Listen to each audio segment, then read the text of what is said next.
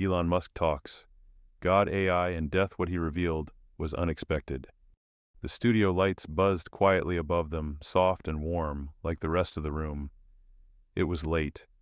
Not just late in the day, but podcast after midnight, late the kind where conversation slows down and things get personal. Joe Rogan leaned back in his chair, holding a cigar between two fingers. Elon Musk was across the table, sipping still water. They had been talking for over 2 hours. Neuralink, SpaceX, AI safety, colonizing Mars, all the usual ground had been covered. The cameras were still rolling, but no one was paying attention to the lights anymore. Joe cleared his throat. Elon, he said, voice lower than usual, mind if I ask you something off script? Elon raised an eyebrow, relaxed but curious. Sure. Joe paused. His fingers tapped once on the wooden table. It's been eating at me for a while, something personal. Elon nodded. Okay. Joe leaned forward slightly. Do you believe there's something after we die? The air didn't shift. No dramatic music, just stillness. Elon blinked once, leaned back, then looked at the ceiling like he was weighing options. I'm not sure, he said after a beat. That's not the real question, Joe said. Elon looked back at him. Joe continued slower this time. I mean, really, do you believe in something like the soul? Now, Elon didn't answer right away. He tilted his head thoughtful, but this wasn't like a tech question. This wasn't about propulsion systems or regulatory frameworks. This was personal, unmeasurable. I think consciousness is complex, he said finally. It's emergent, like an equation we don't fully understand. Joe let that sit for a moment. Yeah, but he said, is that all it is? Neurons firing, or is there more? Another pause. Elon shifted in his seat. His hands, usually expressive, stayed still. Why are you asking me this, he asked, not defensively but genuinely puzzled. Joe shrugged. Because I think you're one of the few people on the planet who's smart enough to admit when something doesn't add up, even if it's outside your framework. Elon gave a quiet smile. Well, that's generous. Joe looked down at the table, then up again. My daughter asked me that last week, he said. Out of nowhere, she asked if I believed in heaven. I didn't know what to say. I've talked to scientists, monks, astronauts, never asked any of them that directly. But it's the question, right? Elon didn't reply. Joe pressed gently. So, do you think there's someone out there? Elon exhaled slowly. He looked toward the camera, then back at Joe. Honestly, I don't know.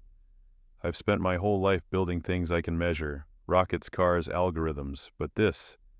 He trailed off. Joe nodded, letting the silence linger. Then softly Joe asked, do you believe in God? Elon's eyes narrowed, not out of suspicion, but introspection. Define God. Joe didn't smile. The way most people mean it. Creator. Purpose. Maybe even resurrection. Elon blinked. Then he leaned back and gave a small laugh, not mocking, just surprised. I didn't think we'd end up here tonight, he said. Me neither, Joe replied. But maybe this is where the conversation always leads eventually. Elon looked at his hands.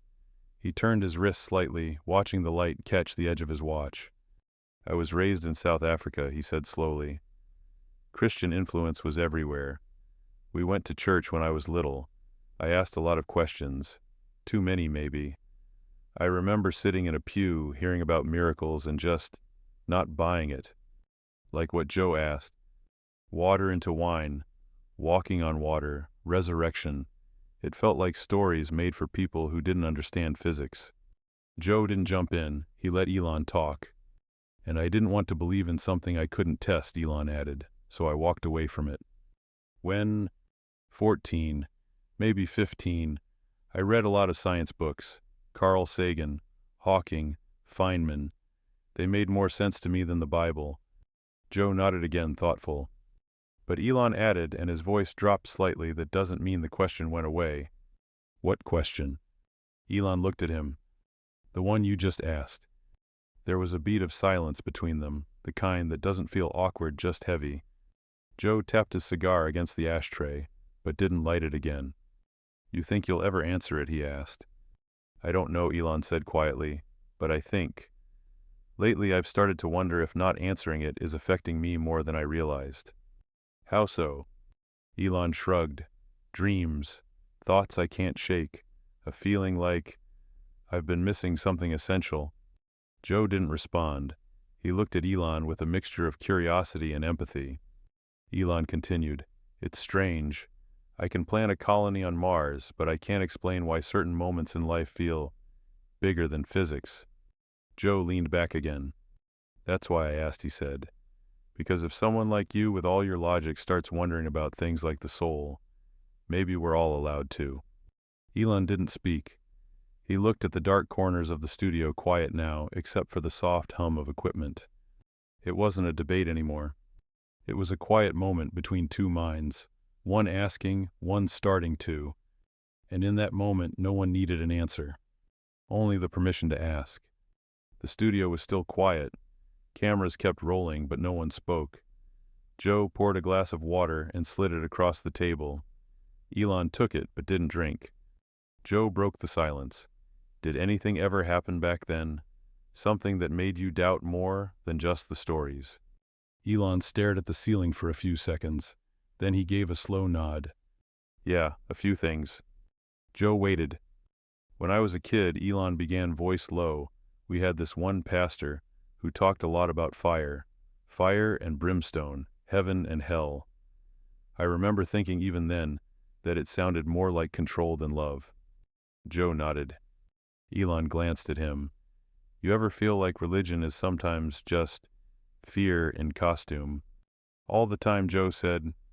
"That pastor," Elon continued, "used to say that every question came from the devil. That doubting was a form of rebellion." Joe scoffed. "So you rebelled?" "No," Elon said, shaking his head. "I left. Quietly. I remember walking home after one sermon, looking at the stars and thinking if there is a God, he probably appreciates curiosity more than fear." Joe smiled. "I like that." Elon sipped the water finally. "I started reading everything I could get my hands on. Science books, philosophy, even fiction. Asimov, Clark, Nietzsche. That'll shake some faith out of you." "Yeah, but it gave me a different kind of faith. In human potential. In our ability to solve problems, explore, expand. I believed we could build a better future with reason and invention. And—" Elon paused, "and for a long time that was enough." Joe leaned in, but not anymore. Elon sighed. "Lately, I don't know. I've started to feel like there's a ceiling. Like all our progress still leaves something untouched. Something essential. You know how sometimes you're surrounded by people, but you feel alone?" Joe nodded slowly. "It's like that," Elon said, "but with existence." They sat in silence again. Joe broke it with a story. "When I was a kid, my uncle died. I didn't understand what death meant. I remember asking my mom, 'Where did he go?' And she just said, 'He's with God now.' Did you believe her?" Joe smiled faintly. "Back then, yeah. But later I realized it was more of a comfort than an explanation." Elon looked interested. "Do you think that's all religion is, comfort?" Joe shrugged. "Maybe. But comfort isn't nothing. Maybe we need comfort the same way we need air or food, just for the soul." Elon looked thoughtful. "You know what I realized recently?" Elon asked. Joe raised his brows. "I haven't been to a church in decades. But the older I get, the more I remember what it felt like. Not the sermons, but the quiet moments, the stillness, the echo of voices singing, the smell of old wood and candle wax. It wasn't belief, it was grounding." Joe nodded. "Maybe you didn't lose faith. Maybe you just lost language for it." Elon blinked. "That's possible." Joe smiled. "You ever think science and spirituality aren't enemies, just different lenses on the same thing?" Elon considered that. "Science asks how. Spirituality asks why." "Exactly." Elon looked at the ceiling again. "You know what's funny? I've built rockets, tunnels, AI systems, but I still can't explain what it means when my son laughs for no reason, or why a sunset can make me stop thinking." Joe chuckled. "Because those aren't systems, they're signals." Elon tilted his head. "Signals? From whatever's out there, or in here," Joe said, tapping his chest. Hmm. Joe let that hang for a second. You said something earlier about feeling like you're missing something. Can I ask you something else? Elon nodded. Do you ever feel like the smarter you get, the harder it is to believe in anything bigger than yourself? Elon smiled faintly all the time. Joe leaned back. Maybe that's the trade-off. Elon looked at him. Joe shrugged. We build machines, we build empires. But maybe real belief can't be engineered. Maybe it has to be surrendered to. Elon stared at the table. He didn't respond. The studio was quiet again, not awkward, just full. Joe reached for his phone, unlocked it, and turned the screen toward Elon. I want to show you something, he said. It was a clip from an old podcast episode. A neuroscientist had been speaking about consciousness. Elon watched as the scientist explained that even with all our knowledge of the brain, we still couldn't explain the origin of awareness. Joe paused the video. Is that science or mystery? Elon smiled slightly, maybe both. Joe tapped the screen. Maybe that's where faith lives, in the overlap. Elon nodded slowly. It's funny you say that. Sometimes I wonder if our push for artificial intelligence is just us trying to understand our own soul from the outside in. Joe blinked. That's a hell of a way to put it. Elon leaned forward now. I mean, think about it. We're trying to recreate consciousness, right? But what if consciousness isn't just computation? What if it's communion? Joe tilted his head. With what? With the unknown. With whatever spark makes life more than data. Joe was quiet for a long beat. That sounds like a soul, he said finally. Elon didn't smile, he didn't laugh, he just nodded. Then he said something that surprised even him. I used to mock those words. Soul, spirit, afterlife, now. I think they might just be placeholders for things we can't yet code. Joe sat up straighter. You think AI will ever have a soul? Elon shrugged. It depends. If we're wrong about what a soul is, maybe it already does. Joe exhaled. Damn. Elon looked up at the studio lights. But if that's true, what does that make us? Joe looked at him. Creators. Elon's voice was soft, or mirrors. They sat in silence again, but this time it wasn't heavy. It was wide. Joe broke it. We're getting deep here, man. Elon chuckled, the tension breaking slightly. Yeah. Didn't expect theology on your podcast. Joe laughed. You'd be surprised. This studio has seen more breakdowns than breakthroughs. Elon smiled, then looked serious again.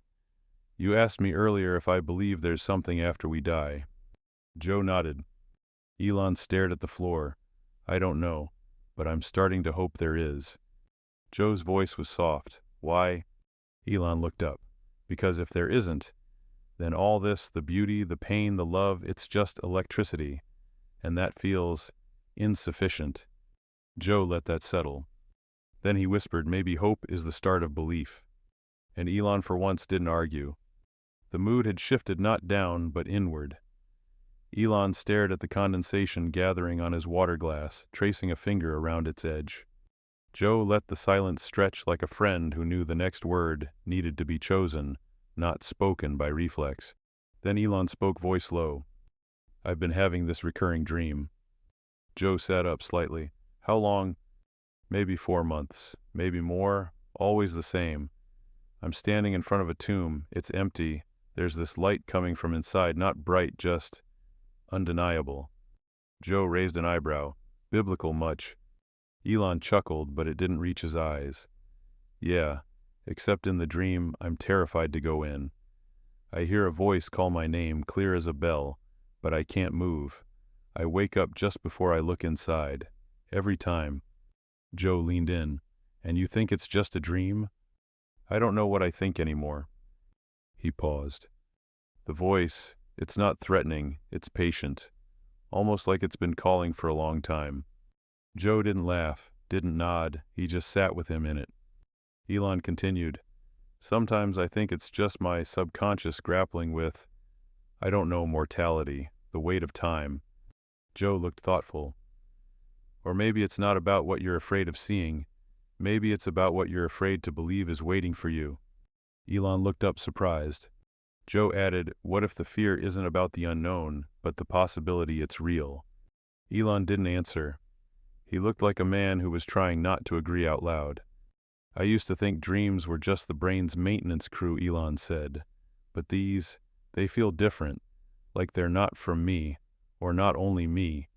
Joe nodded. Sometimes I dream about my dad. He passed when I was in my 20s. In the dreams, he doesn't say anything. He just looks at me, and I wake up crying. Doesn't feel like code. Yeah. Elon's hands flexed on the table, unsure what to do. Do you believe dreams can be messages? I believe the brain is a better receiver than we give it credit for. Joe said, maybe it's not broadcasting. Maybe it's picking something up. Elon sat still for a moment, then said, there's another part to the dream. Joe stayed quiet. I'm not alone in it. I always sense something behind me, not a person, a presence. And I know it sees me clearer than I see myself. And it's not judging me, just waiting. Waiting for what? That's the thing, Elon whispered. Maybe for me to turn around, maybe to let go, maybe both. Joe let out a long breath. Man, that's deep.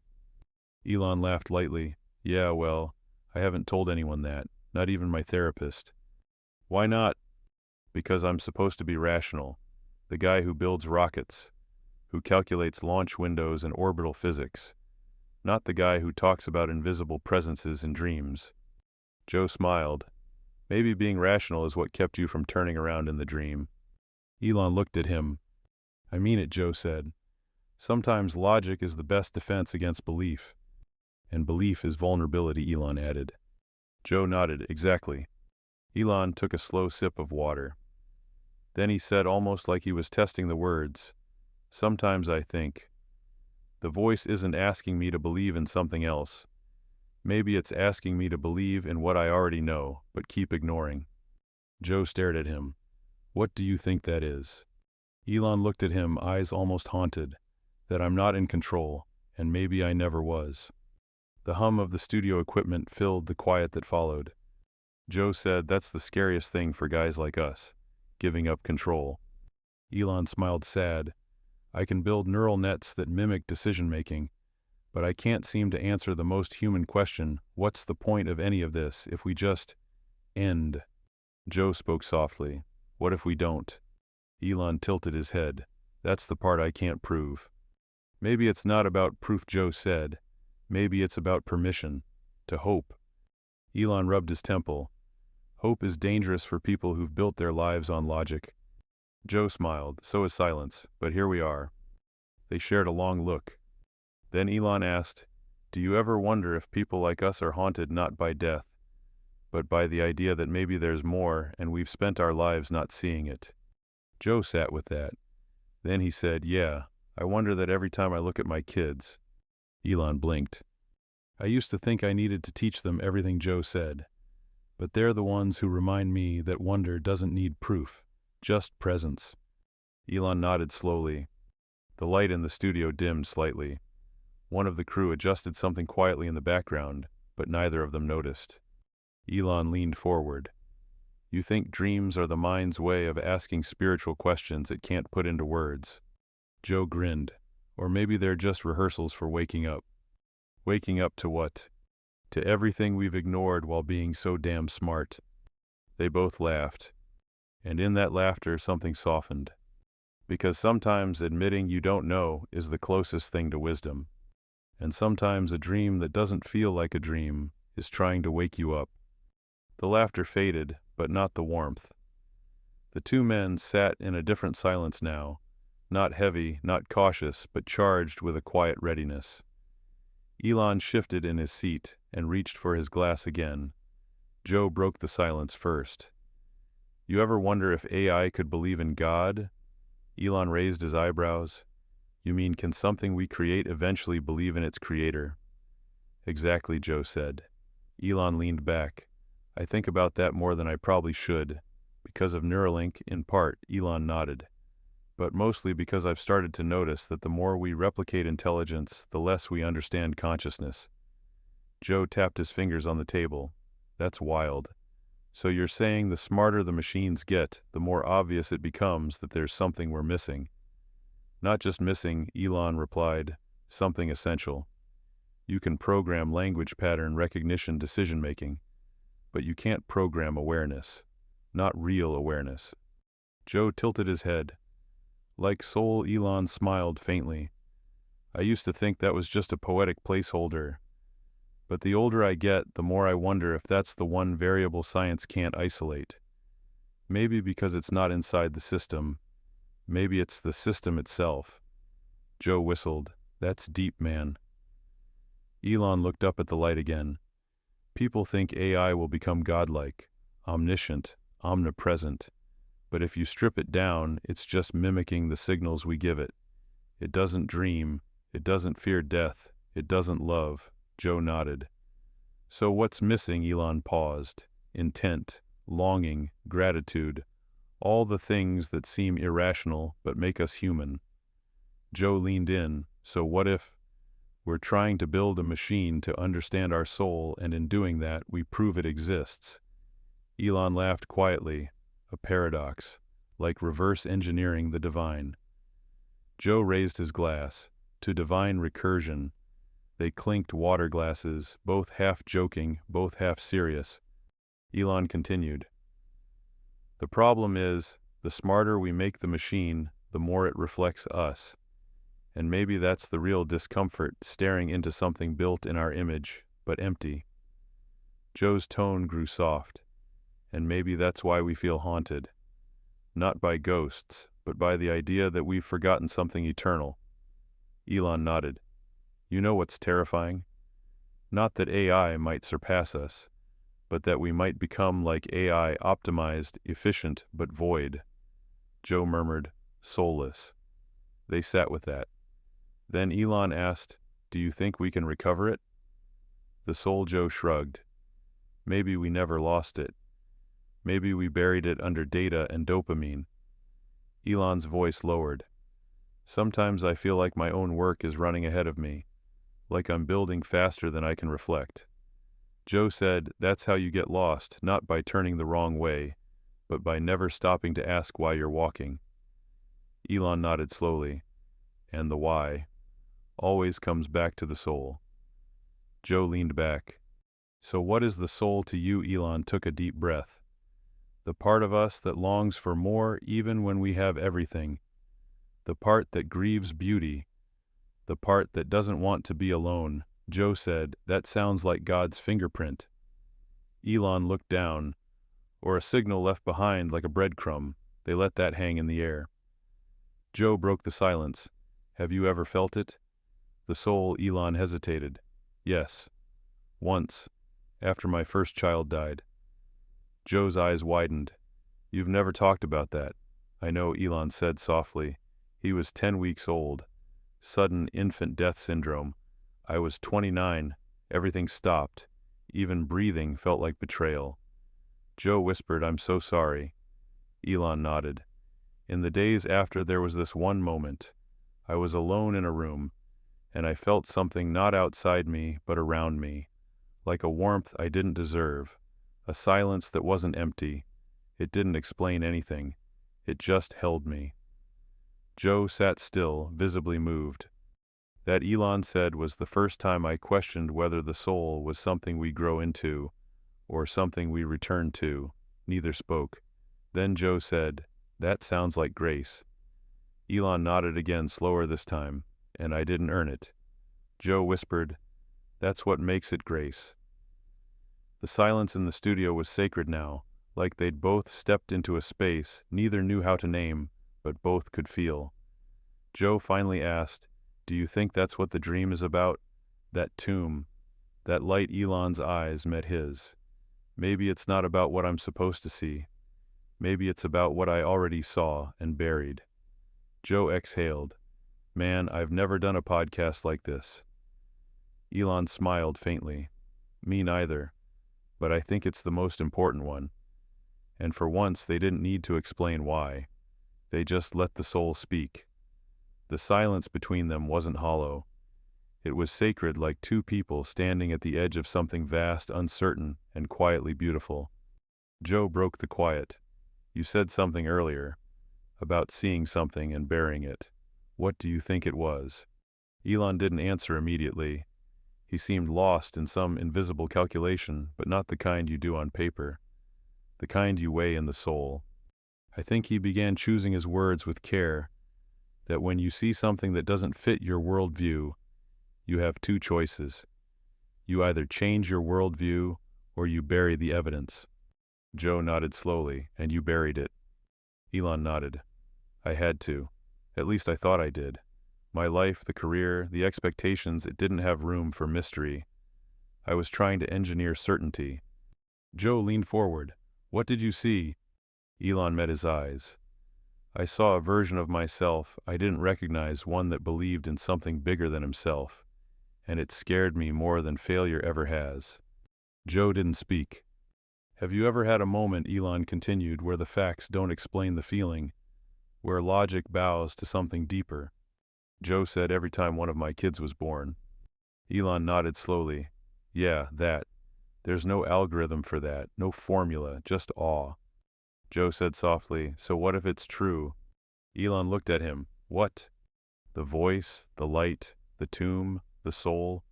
What if it's all true? Elon didn't laugh. He didn't argue. He just stared into the space between them. I think he said slowly that part of me hopes it is. Because if it is, then everything we do matters in a different way. Not just in utility, but in eternity. Joe nodded. Like every act of kindness is an echo. Exactly. They sat in that truth. Joe took a breath. You know, I used to be scared of death. Then I started thinking, maybe we don't end. Maybe we continue in the people we touch, in the love we give. Elon said, that's poetic. It's survival, Joe replied.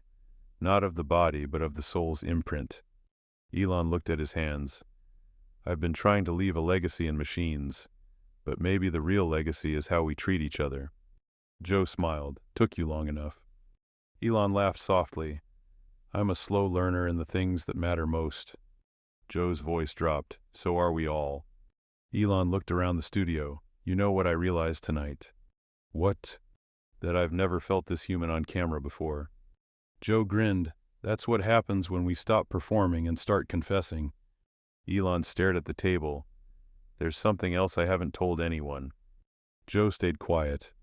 I prayed once, Elon said. Not in the way people do in church. It was after a rocket exploded. It cost lives. We got lucky, no one died, but I felt empty. So I walked out under the stars and just said, if you're out there, I need help. Joe listened without blinking. And I felt, not an answer, but a presence. Like the silence wasn't alone. Like the dark was listening. Joe said, and Elon shrugged. And I didn't know what to do with that. So I buried it too. Joe whispered, but it never left you. Elon nodded. Joe looked at him. Maybe we don't find God. Maybe he finds us when we stop pretending we're enough.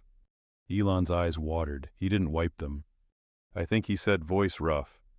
I've spent my life building things to prove I could control the world, but I've never been able to control my longing. Joe said, that's the crack where the light gets in. Neither of them moved for a long time. Then Elon whispered, what if it's not just a dream? What if it's an invitation? Joe didn't answer, because some questions don't want answers. They want surrender, and maybe that's where truth begins. Joe finally said, so what now? Elon looked at him, eyes clearer than before. Maybe nothing, maybe just more listening, more allowing. Allowing what? The mystery, the longing, the soul to speak again. Joe nodded. Maybe that's what faith really is. Letting something speak before we understand it. Elon smiled faintly. Then maybe I'm finally learning to have faith. Joe raised his glass. To learning. They clinked their water glasses again. Outside the studio the night deepened. But inside something had begun to rise, not loud, not visible, but real. Maybe hope, maybe healing, maybe something like belief. And neither of them needed to name it. They just needed to not turn away. The studio had grown quieter still, like the world outside had paused to listen. Elon and Joe sat with the weight of their own words, unsure what remained to be said, and yet knowing the most important things were still on the horizon. Joe finally said, "You know, people will hear this and expect you to pivot into a preacher or something." Elon smiled. "I'm not trading my lab coat for a pulpit." "But something's changed," Joe said. Elon nodded slowly. "Yeah, but not in the way people think. It's not about becoming religious. It's about becoming honest." Joe leaned in. "What's the most honest thing you could say right now?" Elon was quiet for a moment. Then, "That I don't have the answers, but I'm done pretending I don't have the questions."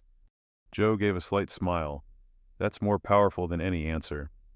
Elon added, "And maybe I've been asking the wrong ones. Maybe the goal isn't to solve the mystery, but to learn how to live with it." Joe said, "That sounds a lot like faith to me." Elon looked thoughtful. "I always thought faith was about belief without evidence. But maybe it's just about trust in what you feel when everything else is stripped away." Joe nodded. "And what do you feel?" Elon's voice softened. "That there's something more. That we were made for more than just consumption and computation." Joe said, "You think we're made?" Elon hesitated. "I'm starting to believe we weren't an accident." A long silence followed. Then Joe asked, "So where do you go from here?" Elon looked around the room, then back at Joe, forward, slower, more open. "Maybe I start listening to that voice in the dream. Maybe I stop turning away from the tomb." Joe sat back. "You know, in a way, that's the resurrection. Not the myth, the movement, the return, of courage, of meaning, of presence." Elon nodded. "Yeah, resurrection of the self." Joe's voice was low. "You think that's what all of this was for? The rockets, the AI, the podcasts, just noise until we learn how to be still again?" Elon didn't laugh. Maybe technology was never meant to replace mystery. Just point back to it." Joe added, "And maybe all our progress is just a ladder we climb until we're high enough to finally see the stars. We're never the destination." Elon smiled. "They were the reminder." Joe said, "Of what?" "That we're not alone and never were." A soft knock came from the control room. A crew member pointed at the clock. Time was up. Cameras still rolled, but the show had reached its end. Joe looked at Elon. "Last word." Elon paused, then he said, "Thank you." Joe blinked. "For what?" "For asking the one question no one else did." Joe smiled. "You answered it." Elon shook his head. "No. But I heard myself trying, and sometimes that's enough." The lights dimmed. The red recording light went off. But something remained. Not on tape. In the space between them. Unspoken. Sacred. And maybe that's what resurrection really is. Not a moment, but a turning. A returning. To everything we've tried to forget. To everything we already knew. The soul. The voice. The light. And finally the step forward.